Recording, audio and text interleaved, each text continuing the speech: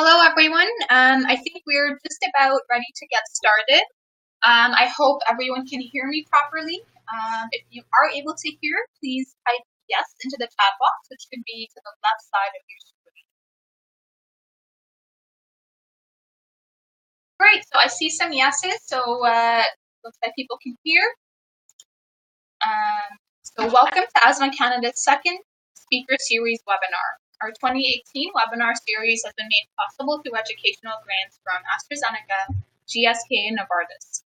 The topic today on World Asthma Day is the impact of the environment on asthma.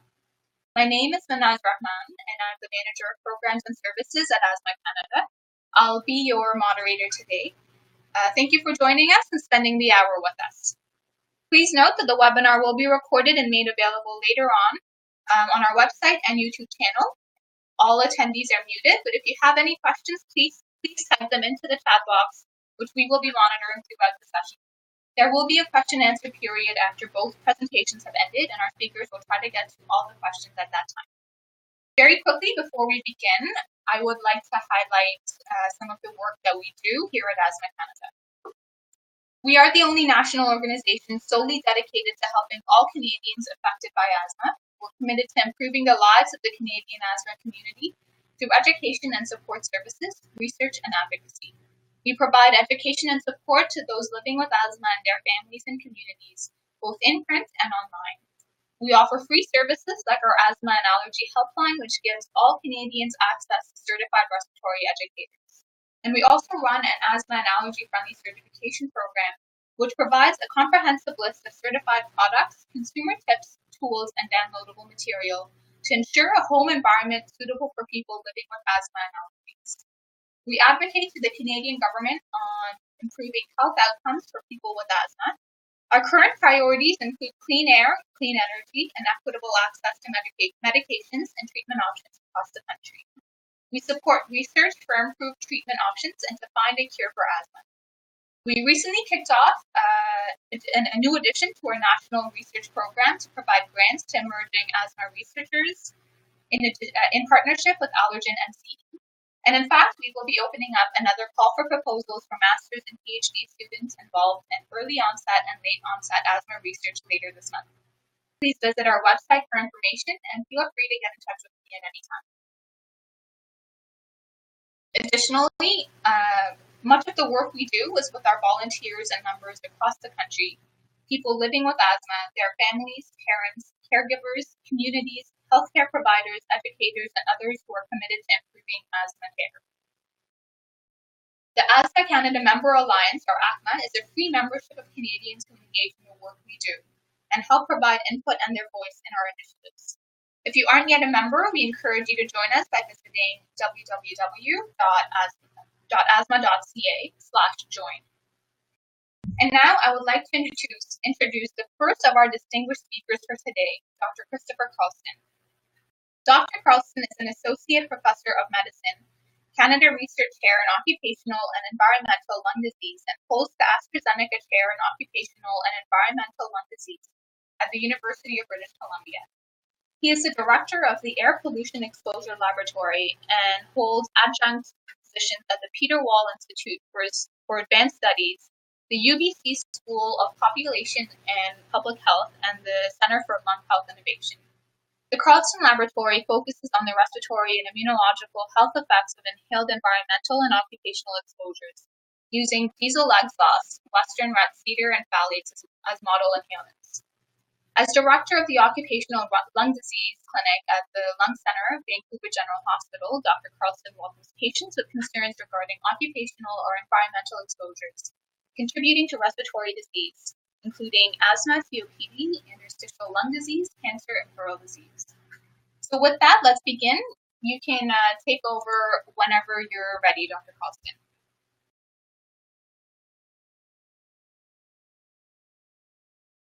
Dr. Carlson, if you can unmute, that would be great. See. Great. Can you hear me now? And how about, do you want video? Do I need that? Sure, if you'd like, that would be great. We can see you clearly. Okay, good morning, everyone. I was saying earlier, before I realized I was on mute, that I'm very happy to be doing this. I'm very grateful to Manaz and all that she does on behalf of all of you. And I'm also excited to see that if I look through the people that are online, apparently, according to my data that I have here, there are lots and lots. In fact, the vast majority of people I don't know, which is great, and a few that I do know, and thank you for that too. But it's great to see all these people coming to hear about this, and I hope I can provide some useful information. What I am hoping to do is give a little bit of a background on climate change without a lot of time, to give a little bit of science about the effects of it on our lungs, and then close with issues of a practical nature of what we can do individually and in our communities, which I hope is of relevance to you. So with that, I will start by showing you just the attention that this has gotten in the media. I think everyone in this audience is probably aware of it, and I'm assuming that the answer to the question of any doubters is probably no in this audience, but of course, doubters do still exist, and some of them are very powerful in political circles. And I'm really looking forward, incidentally, to listening to James. And I think his talk and the work that I understand he's doing with Bruce Power and other entities is a nice dovetail into this. So thank you for bringing us together. Again, for many of you, this will be apparent, but even for me, this particular study in the Lancet last year was really eye-opening in the way that it put together data so powerfully and convincingly as to the magnitude of the effects of air pollution. When we talk about climate change, we'll be talking about several factors shortly, but air pollution is intimately linked to climate change. And as you can see, pollution now, total pollution of which the vast majority is air pollution, if you look at this paper, that'll be clear, has actually eclipsed tobacco smoking as the leading cause of death globally. So that's a very stark statistic, as you can see. And you can see that other things that we're certainly worried about, unquestionably, at least in terms of magnitude, in terms of death, are not nearly as massive. I'll turn to the next slide to, again, link that to climate change. So this is, I think, an important figure in terms of putting some of the vast amount of information that's been accumulated to understanding how climate change affects. In this case, we're talking about airways disease, for example, asthma, as I know many of you are focused on. So we've got the particulate matter. Can people see the mouse when I move it? I'll just, I'll assume that they can't. But anyway, in the second line down in white, the particulate matter, or PM, can come from fires, which are unquestionably increased with climate change, and I'll show you that data shortly. Can't see mouse, I get it. Thanks, Barbara. Okay. So particulate matter is increased. Fires themselves are, of course, going to increase heat. Heat obviously is going to be increased on a more broad spectrum basis through the global climate change itself. Allergens, as I'll show you, are increased in a generally warmer climate, as is ozone. So unfortunately, all of these things come together in the center in that oval, with a whole range of synergies that I won't get into, I don't have time, to either initiate, as in begin, or exacerbate airways disease, including asthma. So we'll get into a few of these just briefly. And here's the ozone piece. So ozone, as you can see with the redder colors indicating increases, ozone is in many parts of the United States, and then in some parts of Canada, as you can see on this map, is increasing, predicted to increase even further into 2050. There are several other models for this that generally show the same thing, but in higher population centers, because of the traffic that contributes to ozone, it's thought to likely increase. Now, that's not only a problem for visibility. Obviously, ozone makes the air look unpleasant, but it's really a problem for both morbidity and even mortality. And these are large effects, as you can see here. So in this study, ozone could lead to an increase of up to 10% in mortality, which is obviously on a population basis in large areas like Europe where this study was done. That's a lot of people. Again, as I was saying, the warmer climate is going to lead to more fires, as you can see here. Not a perfect relationship, but a very clear relationship when you dig into the science of this. And this is one seminal paper, but this has been shown repeatedly. So temperature related to fires, longer fires, bigger fires, desertification, which, as I'll show you, leads to more particulate matter. And we've seen that in BC increasingly in the last few years. So here, as I said, desertification, which is essentially a drier environment. And in some parts of the world, these dust storms, which may seem a bit unusual, certainly for people in BC, where deserts are farthest from our mind, but in many parts of the world, actually desert dust and storms that come in massive quantities into cities are huge health problems, bringing in silica and other irritants into the lungs. And again, with the change in climate, we're going to have more allergen. So this is a map of the US, but as you can imagine, it's not different as we extend this map into Canada. But the redder colors are increasing varieties and abundance of allergens that occurred over about a 16-year period and is continuing to this day as the climate continues to generally warm in this region. And again, that's not trivial because it leads to, coincidentally, about the same increase in mortality as we saw for ozone. And this is, again, in Europe, very robust data in the Lancet by one of the best environmental epidemiologists in the last decades, Bert Brunnkreef. So very solid data. And I've shown you ozone and allergen, and unfortunately, in data that I won't really be able to get into in great detail, ozone plus allergen together are a particularly bad combination that leads to even further inflammation in the lungs. I will show you some data from my lab about a different combination, and that's the combination of either nitrogen dioxide as a representative of traffic or secondhand smoke, and you know what that is, together in children who are exposed to these at high levels, along with allergens, so the purple bars, the combination of either of these pollutants with allergen. Those are the kids that are at greatest risk, as again, you see in the purple bar, for developing asthma. Now, in a lab setting, we can't study people for years like this epidemiology showed. And so what we've done is studies like this. This is actually from a different group, but I'll show you similar studies from our lab by exposing, in this case, the nose to combinations of particulate matter, in this case from diesel exhaust, and allergens, especially in those that have genetic variants that are in fact very common, like GSTM1, which about 50% of us actually don't have the proper functioning protein of.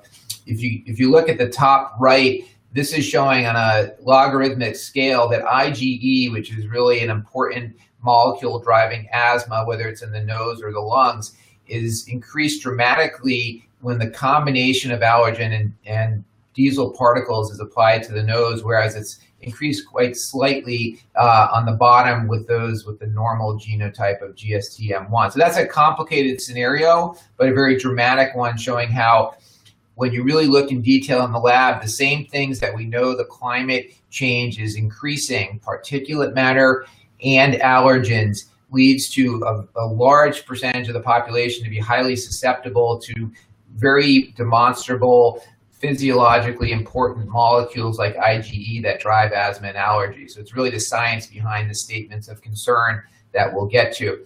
So in my lab, I'm not going to go through all of this, but that's what we really focused on because of that previous work. We focused on this black box in the middle, unraveling all of the chemistry and physiologic events, or many of them anyway, are trying to pick away at all those events that you see in the chain with the arrows connecting them, that goes from these exposures all the way to the asthma exacerbations that unfortunately even some of you in the audience have suffered from. So there are papers there, and we can get back into that later if you have specific questions. But it's just to say that there's lots of detail to show that these are real phenomenon that have real profound physiologic effects.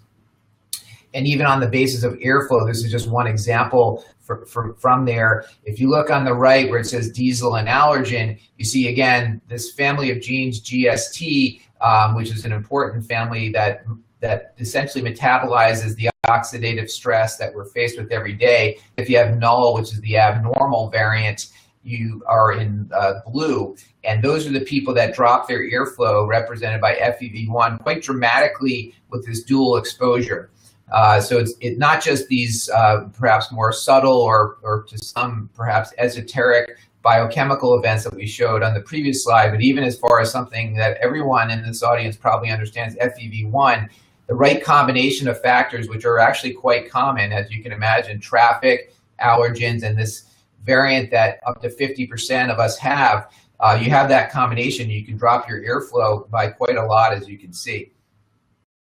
So moving on from the science that I just showed you, what are we going to do with this, or how can we leverage this to make our lives better? Well, early on in this set of data showing these prominent interactions, these gene-environment interactions, et cetera, related to these exposures that we know are tightly connected to climate change, some thought that, in fact, some still do think that this could be the basis for a personalized approach.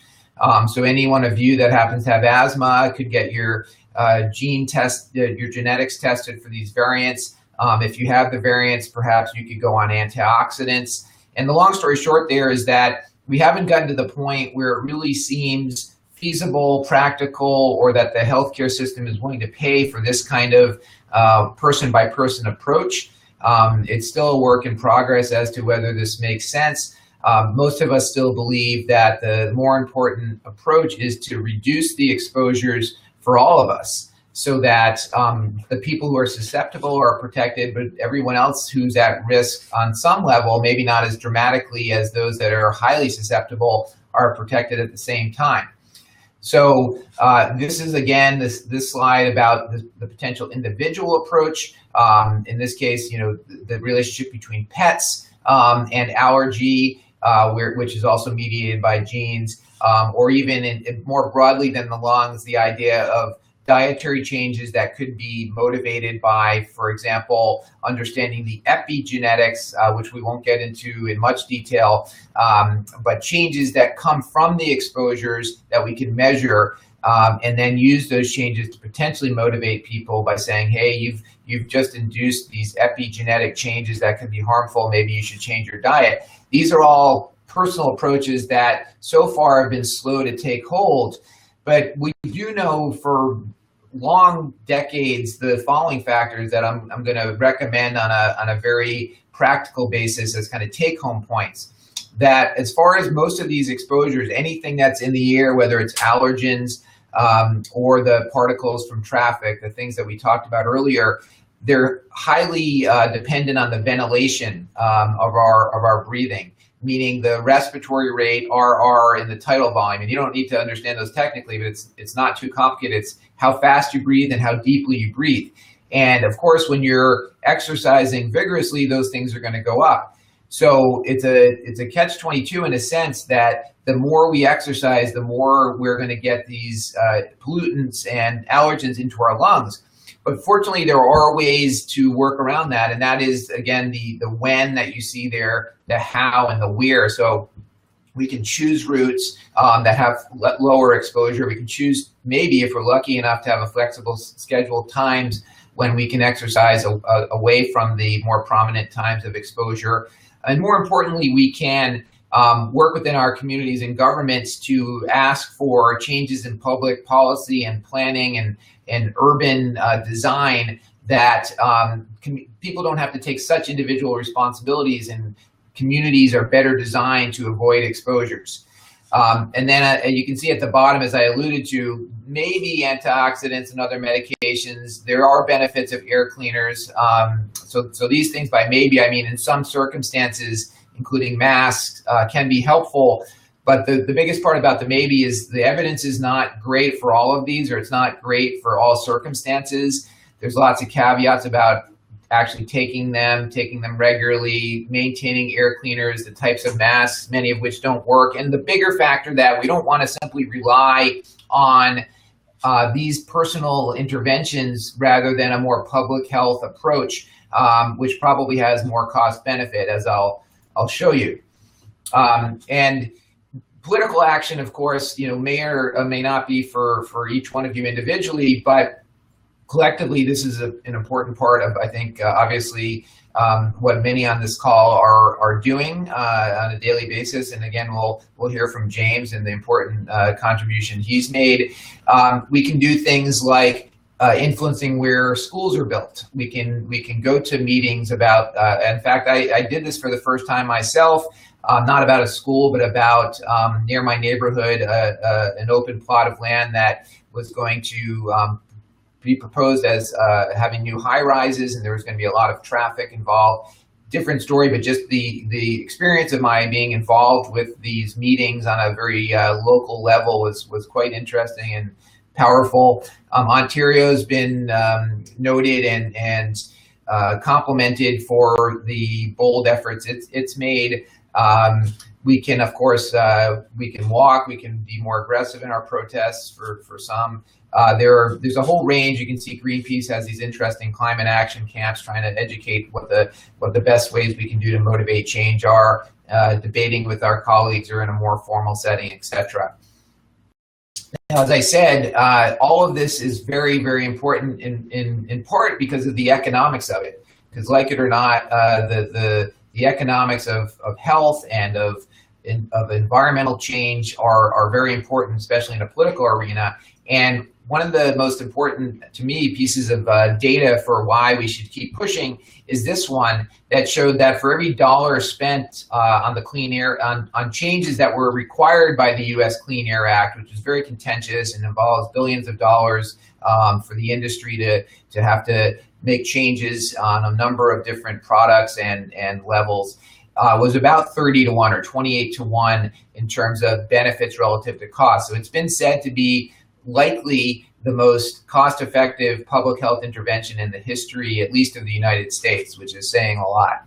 So that's kind of, when you look at it, all these efforts and all of the fight, you might argue is worth it if you're nothing more than a pure economist.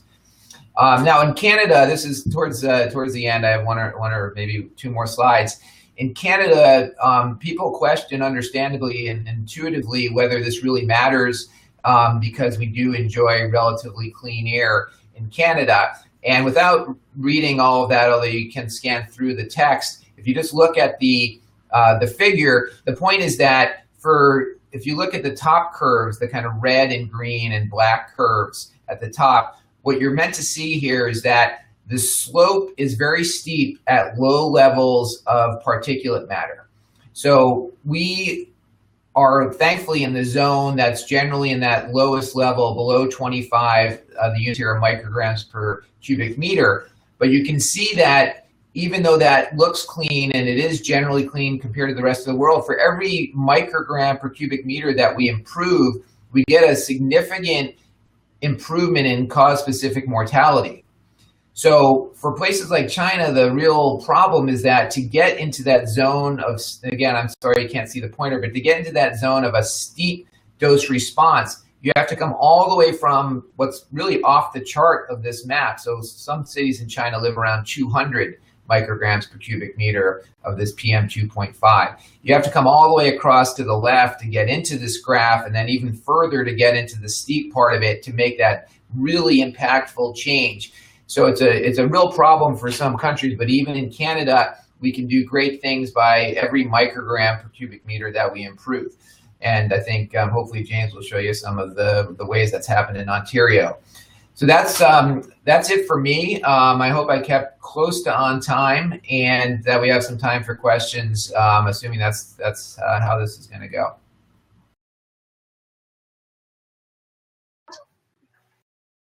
That was great. We'll do questions, joint question answer period at the end of both presentations. Okay, great. Yeah, and thank you again for that. That was very informative, and it was not only nice to hear about the science, but also actions we can take on an individual as well as the community level. It's great to hear. And as you mentioned, it leads right nicely into the second part of our webinar today. I'm excited to introduce our second speaker for the day, James Gagnac. James Gagnac is the Vice President of Corporate Affairs and Environment for Bruce Power and is responsible for environmental and waste management, Indigenous and community relations, communications, corporate social responsibility, and stakeholder relations. In his role, he also has the executive lead for the site lease with the province and isotope development. More recently, James was part of the Bruce Power team, which successfully negotiated a long-term commercial framework with the province of Ontario, extending the life of the facility to 2064, enabling the $13 billion life extension program. He also served as executive co-host for the 2015 International Atomic Energy Agency OSARD mission.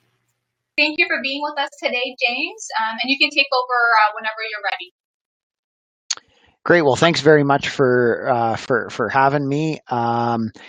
As I like to say, I have a face for radio, so I'm not going to be on the camera today. That's more of an IT issue than anything, so I apologize for that. What I'll do is take you through a series of slides, and really what I want to spend the time and talk a little bit about today. Obviously, and I appreciate the introduction. You know, I'm coming at a lot of these issues from a Bruce Power perspective, but I'd like to talk about the coal phase-out agenda in Ontario in a little bit more of a broader sense. You know, if we take a step back and we think about the broader approach the federal government is making here in Canada, a real priority across the country is to see a framework where provincial governments, provinces who generate portions of their electricity through coal-fired electricity to move to effectively a coal-free Canada in the long term. And so Ontario serves as a important case study about how that can be done, and that's really what I'm going to talk about today, and what that really means from an air quality perspective. So first and foremost, talk a little bit about who is Bruce Power. We generate just over between 30 and 35% of Ontario's electricity, powering on an annual basis of about 5 million homes, 4 times the amount of electricity generated than Niagara Falls, or as we like to say, could power the province of Nova Scotia for 5 years. So even though our facility is based in one single geographic location in Ontario, it's the world's largest facility of its kind, and is a key part of Ontario and Canada's electricity infrastructure. If we look at Ontario in terms of where the province is today, over 90% of our electricity in Ontario comes from emissions-free electricity. And so here, if we take a look at the slide here on slide 3, and we look at in 2017, where did our electricity come from? As you can see, nuclear accounted for about 61% of Ontario's nuclear. We're 30 of that 60. Hydroelectric facilities, about a quarter, wind power and solar, about 6%, and natural gas, 9%.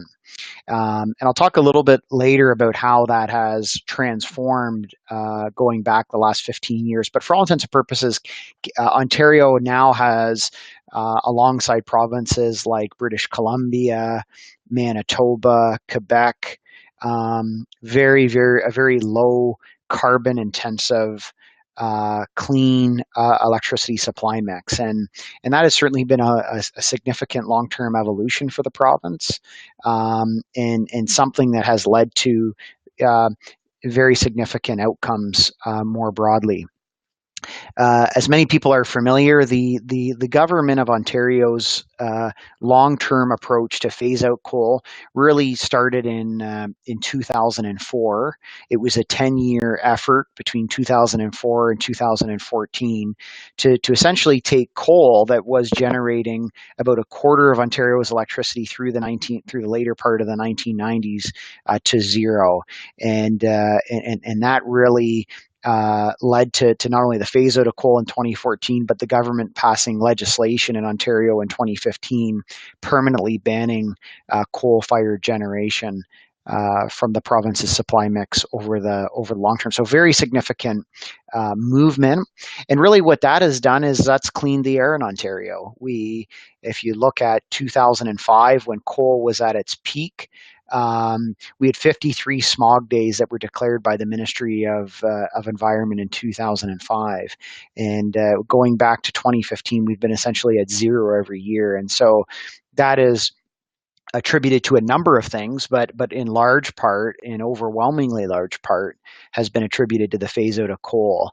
The Ministry of Energy, when they were advancing the phase out of coal, looked at obviously there's a cost to phase out coal. Coal, for its challenging environmental attributes from a carbon perspective and a clean air perspective, coal was and does remain a very low cost source of electricity.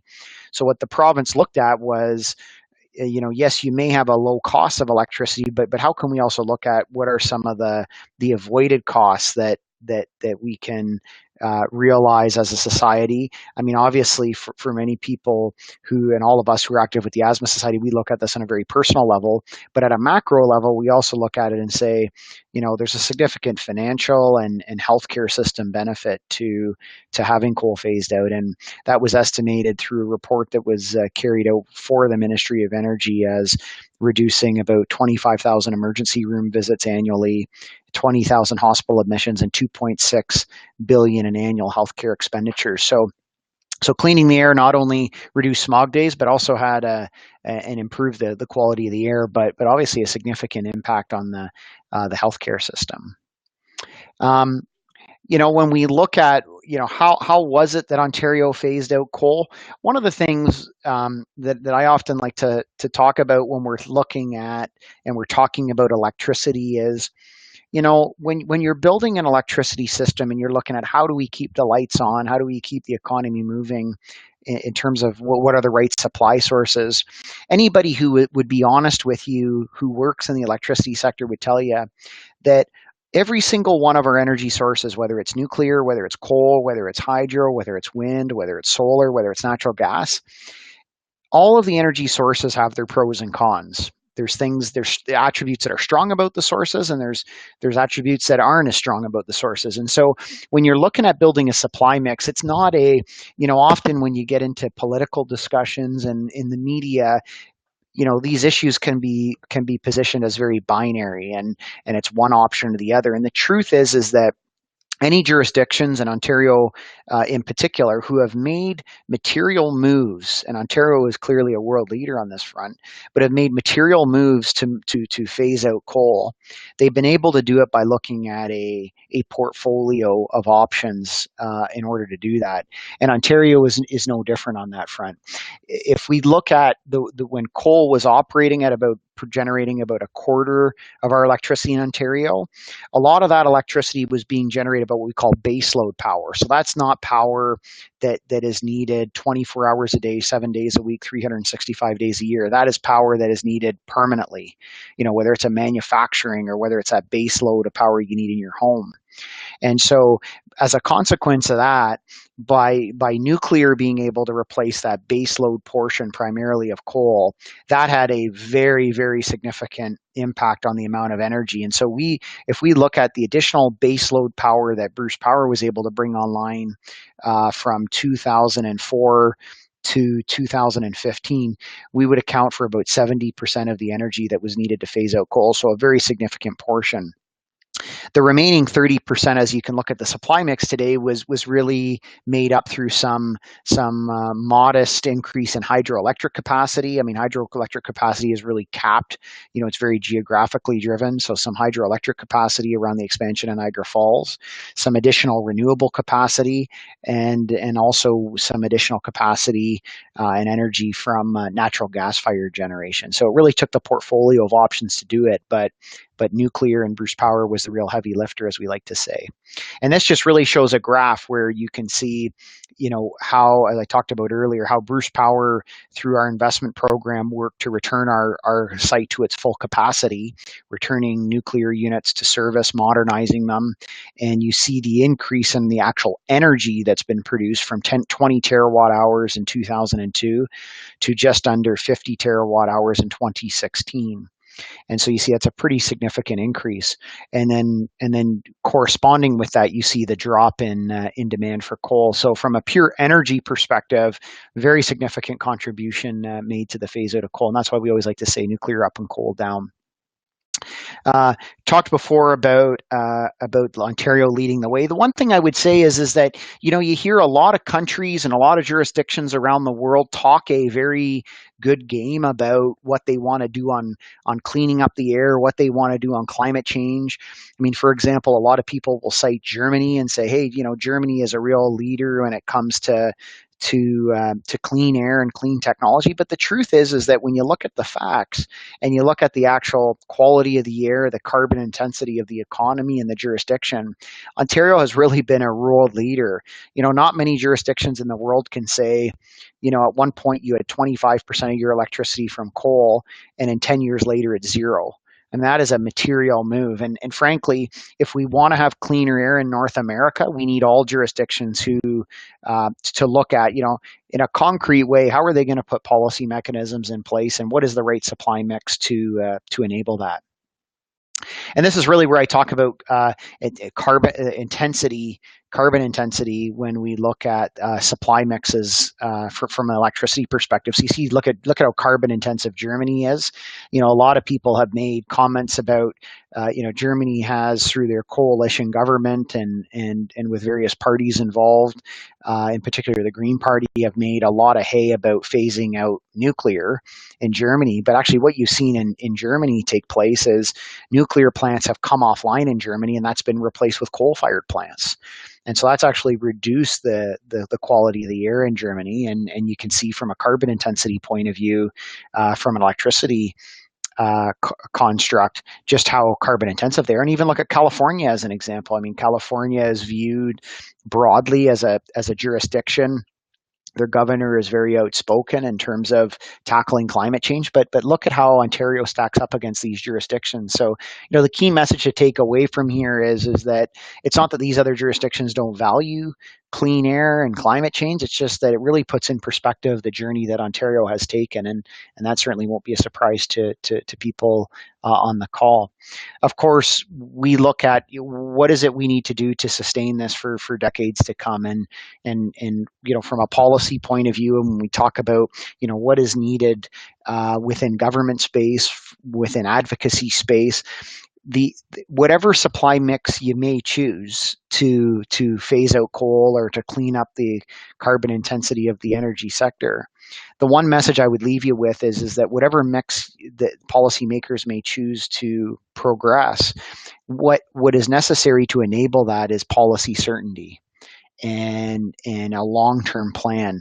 These are all long-term decisions. They won't happen overnight, but they need a long-term plan, and they need a long-term mechanism that can enable you to make the transition to a cleaner electricity system, and also create an investment environment where people who want to generate new sources of electricity, whether it's refurbishing nuclear, whether it may be renewables in some cases, whether it may be hydroelectric expansion, these are all investments that have to have a long-term view. And so we need to look at Ontario as yes, it is a jurisdiction that has come a long way, but continuing to ensure that we build on the progress that we've made, and that we maintain the low emissions component is going to be absolutely critical going forward. One of the things that I often get asked about is, okay, if you look at nuclear power and you look at other sources of electricity that I just alluded to, some sources of electricity you may not emit greenhouse gases in your generation, but obviously in any facility you have to look at over life emissions, and you have to look at from the fuel that the generation source uses to the physical infrastructure itself. What does that life cycle emissions look like? And so what we wanted to conclude was an independent study that was done by the Intergovernmental Panel on Climate Change that actually compares all the sources of electricity together and looks at that carbon intensity, and it gives you a bit of a sense from cradle to grave what that looks like. And again, that's another important factor to take into account when we're thinking of building that important balanced supply mix. We talked earlier about the incremental benefits to the system.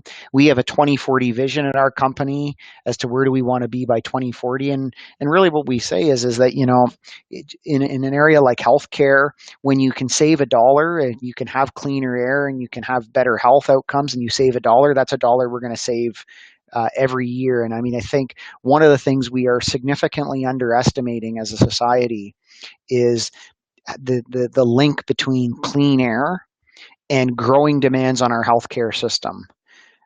Clean air and healthy people being able to be healthy in their lives is not only something that we all should aspire to just because it's the right thing to do, but also we need to look at clean air as a critical public policy component to lowering the burden on the healthcare system. We all hear about demands for healthcare growing, a population that is aging, and we have a healthcare system that we're very proud of here in Canada that's publicly funded, that has a goal of equitable access, and it's very important for us to be able to find a way to make sure that system is sustainable. And I would argue that a clean air agenda is very critical to that. We cannot tackle as a healthcare system the demographic challenges we have, coupled with the kind of demands that air pollution will put on the system. So I really want to recognize the Asthma Society. Oh, sorry, I jumped ahead there. I really want to recognize the Asthma Society here. Sorry, jumping around on the slides here, for the work that they've done. We've had a very close partnership with the Asthma Society. The Asthma Society has really, I think, taken a very constructive view when it comes to supply mix in Ontario and other jurisdictions across Canada. They haven't said that they favor one supply source over another. They haven't said that that every energy source is perfect. But what they've advocated for is to say we need to move to a clean supply mix in Ontario like we have, and maintain it there. And we need to continue to do that across Canada and other jurisdictions. And I think that's a very constructive approach to take. If we acknowledge the fact that we need to set out what are the goals, what are the final outcomes we want from a carbon intensity and a particulate perspective when it comes to our supply mix.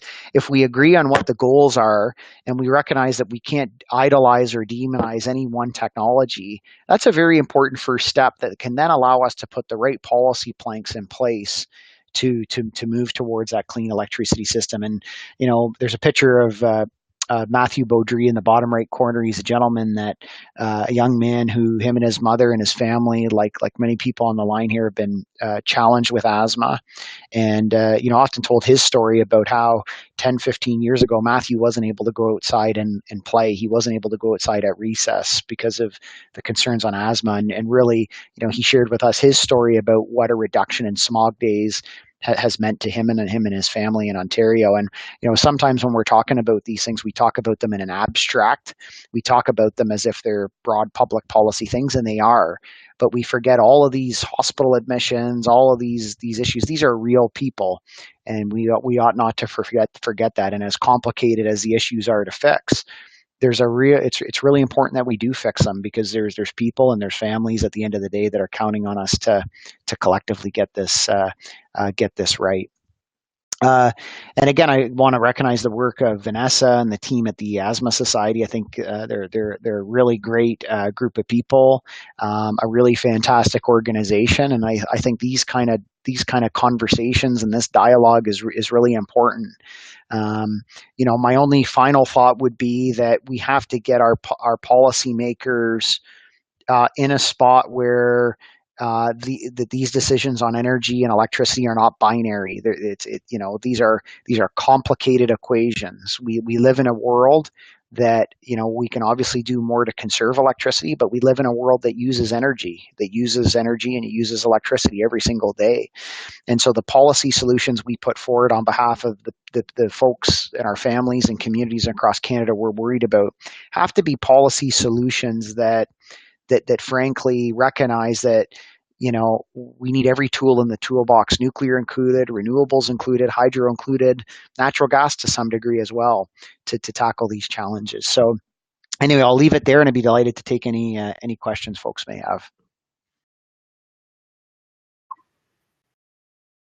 Thank you so much for that, James, for outlining this incredible journey that we've gone through here in Ontario, moving from 53 smog days in 2005 to 0 in 2015, and the incredible effects and benefits it's had on people with respiratory conditions in Ontario. Thank you for your talk.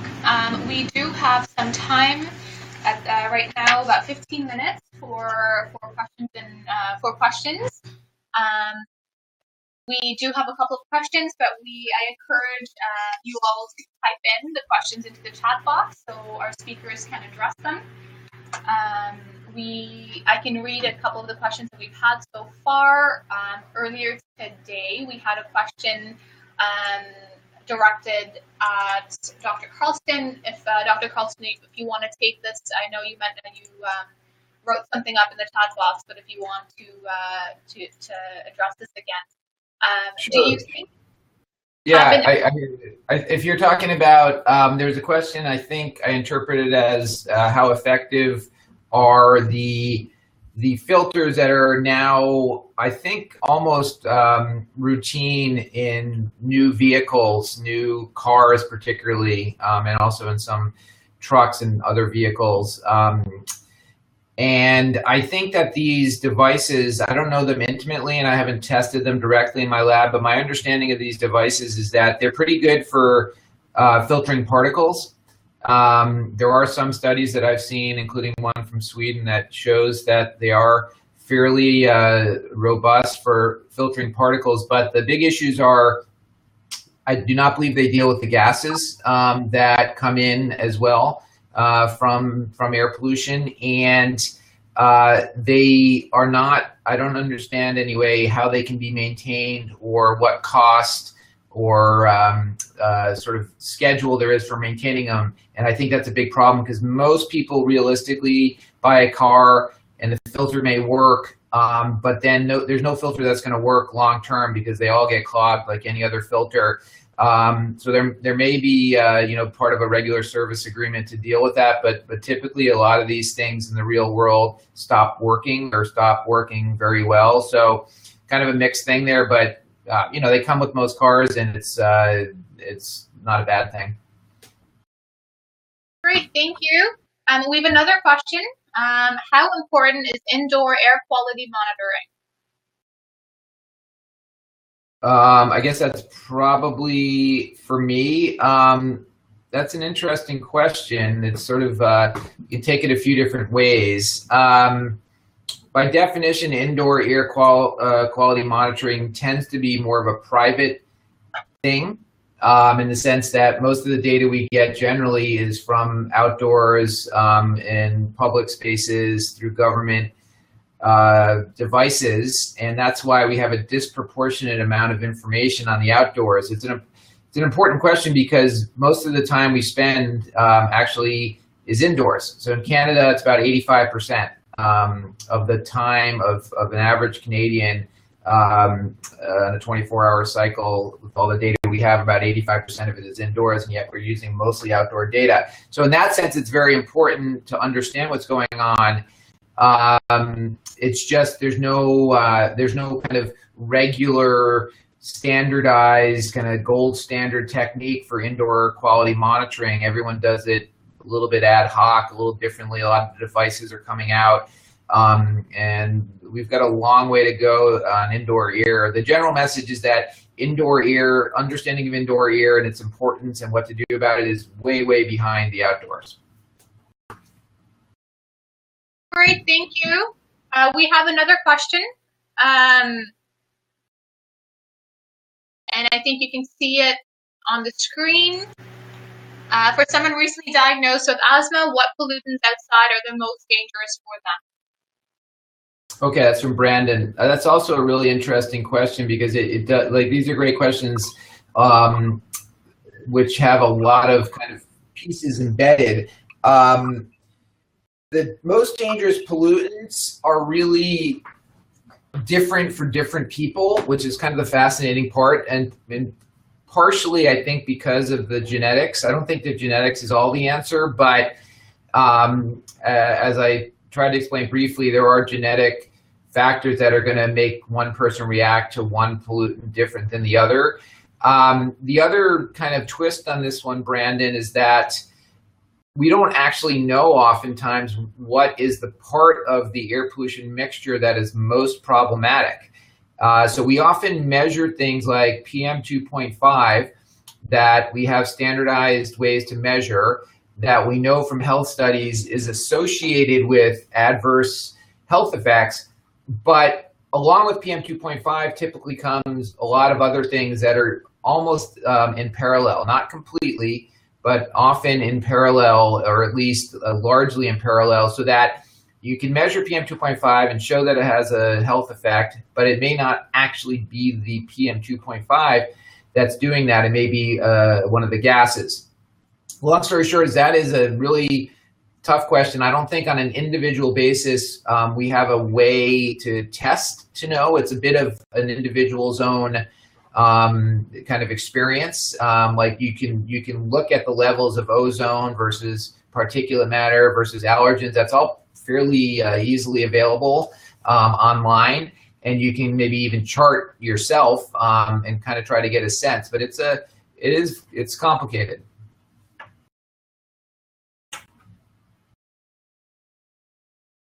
Great, thank you. We have another question here. In Ontario, is there a study for kids or teens? My daughter is highly medicated and is still severely affected by the environment. Okay. So you're asking, Susan, if there's a study that your daughter could be involved with? Either that, or you're asking, is there a study that she could learn from, I guess. I'm just thinking, and I think she's well known to Asthma Canada. Teresa Toe, Dr. Teresa Toe, who's a professor at the University of Toronto, she might know better than me. There are other people also probably known to the Asthma Canada community, like Diane Lougheed and others. I don't know, Susan, honestly, a study that's best suited to help your daughter. Sorry. All right, maybe we can follow up with you later. Okay. We have another question here. Living in a rural area that is undergoing a lot of development, I've presented to several local councils a lot on making better planning decisions, that is separating industry activity from sensitive receptors like schools and residences. The councillors do not seem to want to hear these messages. Do you have any recommendations? And would it be possible to create a slide deck or key messages that could assist others with these advocacy messages? Let's see what I would like to know what James thinks, in the sense that he might actually have had considerably more interaction with government based on what I understand. So he might have some tips. Yeah, no. So it's an interesting question. I can't say it's something we've dealt with at the municipal level, but I think my general observation would be here is that I think what we need to collectively do is work with municipalities in a broader sense. whether it's through the processes and organizations like the Association of Municipalities of Ontario, other provincial. There's other provincial municipal organizations in other provinces that are sort of overall, kind of policy type groups for municipalities, and try to start connecting the decision-making authority that municipalities have with some of these various factors. What's occurred to me, and it's just my personal observation, is you have a lot of municipalities and larger municipalities like this.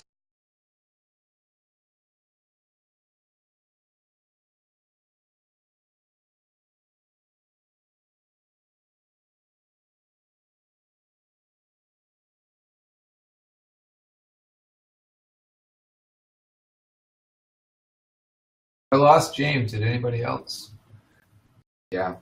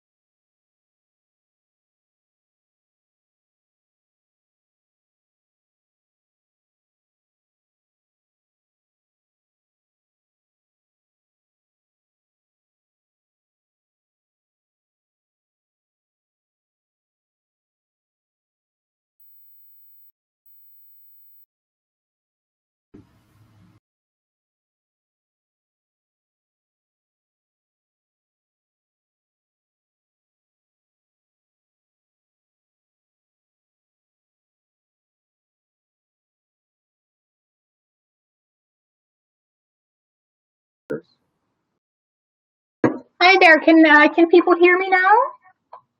Yes. Okay, great. We had lost connection for a while. Sorry about that. I think James was in the midst of answering. James, do you have connection at the moment? If you can unmute yourself and try again.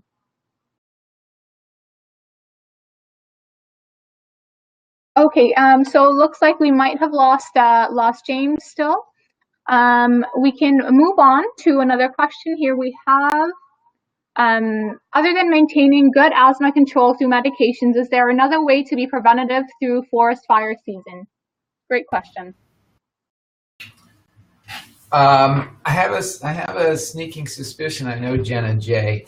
But anyways, so let me think about this question.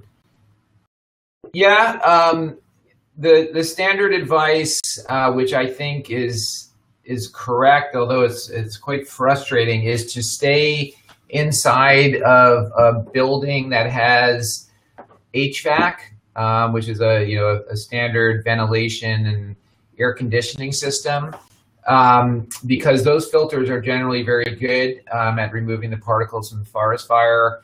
These are hospitals, any big building really.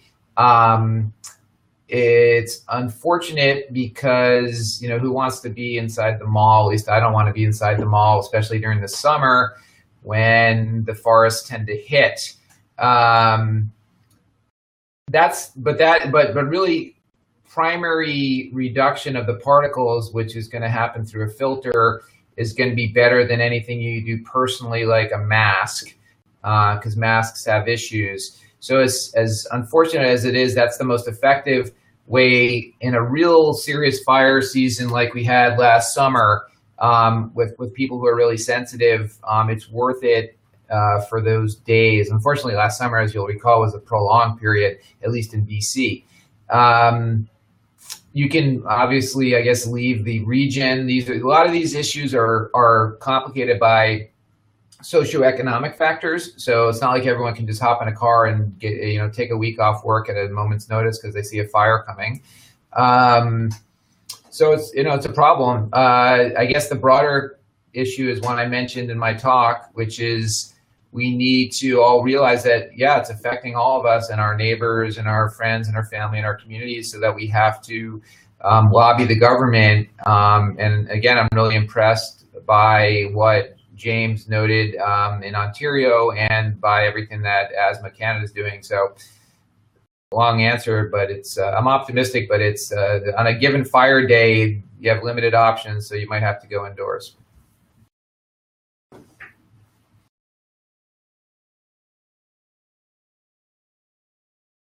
Thank you so much for that. I think that's all we have time for today. Thanks for bearing with us at the end over there with the tech issues. I had just about started to congratulate myself for going through this with no tech issues, but that wasn't meant to be. But thank you for your patience. And thank you to our amazing speakers, James and Dr. Carlson. We really appreciate you taking the time to give us this presentation. I've certainly learned quite a lot. And thank you everyone for attending. If at any point you have further questions, please email us info@asthma.ca and we'll be happy to help. We do have more webinars coming up later on in the summer, so please keep your eyes open for those. And have a great World Asthma Day. Thanks for joining us. Bye now.